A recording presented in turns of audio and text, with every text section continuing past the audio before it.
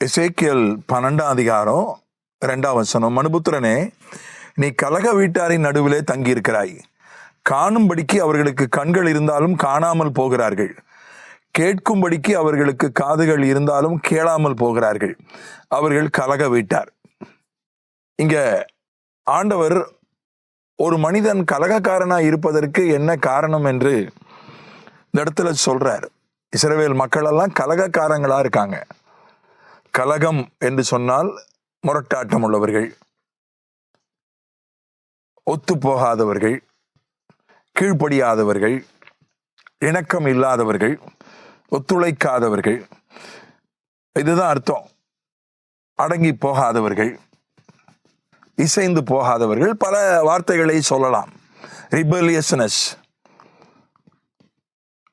ஒரு நாட்டில் கலகம் நடக்குது அப்படின்னா அதுக்கு என்ன அர்த்தம்? ஒரு நாட்டில் தீவிரவாதம் இருக்கு அப்படின்னா என்ன அர்த்தம்? அவங்க பார்க்க வேண்டியதை பார்க்கல, கேட்க வேண்டியதை கேட்கலன்னு அர்த்தம். ஜனநாயகம் என்பது குறை உள்ளதுதான், அதுல பல குறைகள் இருக்கு. ஆனா இதை விட ஒரு சிறந்த மனுஷீக முறை இல்லை. அரசியல்ல ஜனநாயகத்தை விட சிறந்த மனுஷீக முறை இல்லை. நான் ஆவிக்குரிய வட்டாரத்தை, ஆவிக்குரிய மண்டலத்தை சொல்லவில்லை. அதனால ஒரு நல்ல மனிதனிடத்துல ஜனநாயகம் இருக்குமானால் அது நல்ல விதத்தில் அதை செய்ய முடியும். கெட்ட மனிதன் ஜனநாயகத்தில் இருந்தான் என்றால் அவனை தடுப்பதற்கு அதுல பல அம்சங்கள் இருக்கின்றன. ஆனா தீவிரவாதம் அப்படி இல்லை. அதனாலதான் தீவிரவாதம், அவங்க கலகக்காரர்கள் தான் தீவிரவாதிகளாய் மாறுகிறார்கள். ரொம்ப நாள் அவங்க நிலைக்க முடியறது இல்லை. அதுல ஆரம்பத்துல நன்மை நடக்கிற மாதிரி தெரிஞ்சாலும் பின்னால் அது தீமையா பல நேரங்களிலே மாறி விடுகிறது.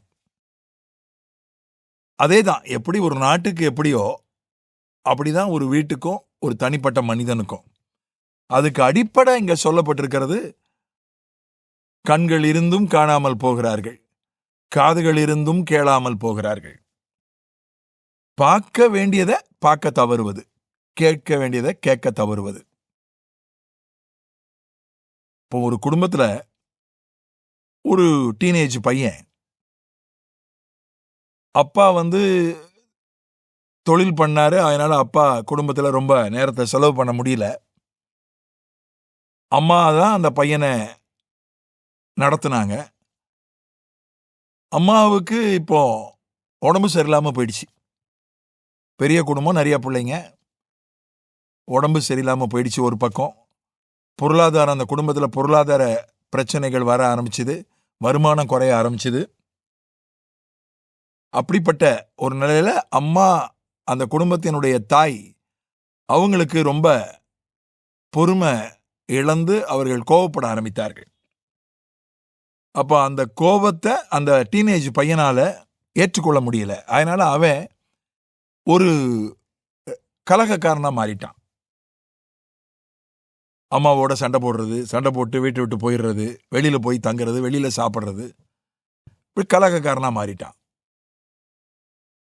அந்த பையன் மட்டும், நம்ம அம்மாவுக்கு உடம்பு சரியில்லை, அதனாலதான் இவங்க கோவப்படுறாங்க, இந்த மாதிரி வீட்டில் வருமானம் குறைஞ்சு போச்சு, அது அவங்கள மனசை கஷ்டப்படுத்தியிருக்கு, அதுவும் கோவப்படுறதுக்கு ஒரு காரணம் என்று அவன் அதை பார்த்திருப்பான் என்றால், கேட்டிருப்பான் என்றால், அவன் கலகக்காரனாய் மாறி இருக்க மாட்டான்.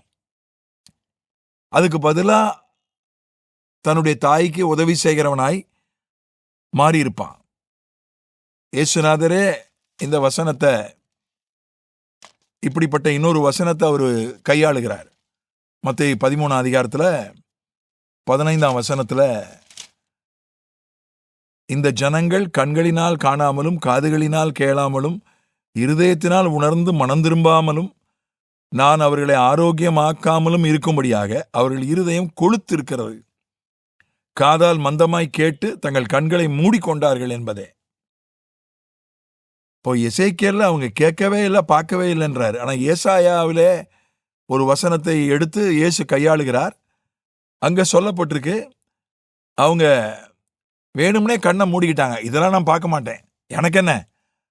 அதாவது கண்ணை மூடிக்கிறது. அவன் கஷ்டப்பட்டா எனக்கு என்ன, அவங்களுக்கு வியாதி வந்தா எனக்கு என்ன, எனக்கு என்ன இப்படிதான் நடத்தணும், எனக்கு இதெல்லாம் செஞ்சு கொடுக்கணும். கண்ணை மூடிக்கிறது, மந்தமா கேட்கறது, காதுல விழும், ஆனா அரைகுறையா விழும். அது இன்னும் கஷ்டம். அதாவது சுத்தமா விழலைன்னா கூட பரவாயில்ல, சுத்தமா காதுல விழலைன்னா கூட உதடு அசைவு வச்சு, அவங்களுடைய அங்க அசைவுகளை வச்சு, பாவனையை வச்சு கொஞ்சம் புரிஞ்சுக்கலாம். அரைகுறையா விழுந்துச்சுன்னா அது பல குழப்பத்தை உண்டாக்கும், இன்னும் கலகத்தன்மைய அது உண்டாக்குறதுக்கு வாய்ப்பு இருக்கு. அதனால இதுதான் இஸ்ரவேல் ஜனங்களுடைய பிரச்சனையா இருந்துச்சு, சில நேரங்களில் சிலருடைய பிரச்சனையாகவும் இருக்கிறது. ஆகவே நாம் கண்களை திறந்து வைக்கணும். அது ஆவிக்குரிய கண்களா இருந்தாலும் சரி, சரீர கண்களா இருந்தாலும் சரி, நம்ம சுத்தி என்ன நடக்குதுன்னு பார்க்கணும், நம்ம கேட்கணும். இந்த கேட்கறது இப்போ எனக்கே கூட அது கொஞ்சம் குறைவு தான். நான் கொஞ்சம் கேட்கறது அந்த விஷயத்துல கொஞ்சம் குறைவுபட்டிருப்பதாகத்தான் நானே நினைக்கிறேன். ஆவிக்குரிய ரீதியா நான் நல்லா கேட்கிறேன், ஆனா சரீர ரீதியா மற்றவங்க சொல்றத கேட்கறதுல கொஞ்சம் குறைவு எனக்கு இருக்கு. அதனால அதை நாம் சரி பண்ணிக்கணும். சரி பண்ணாதான் நாம் கலகத்தன்மை இல்லாதவர்களாய், இணக்கமுள்ளவர்களாய் வாழ்வதற்கு, விளங்குவதற்கு இயலும். ஆமென்.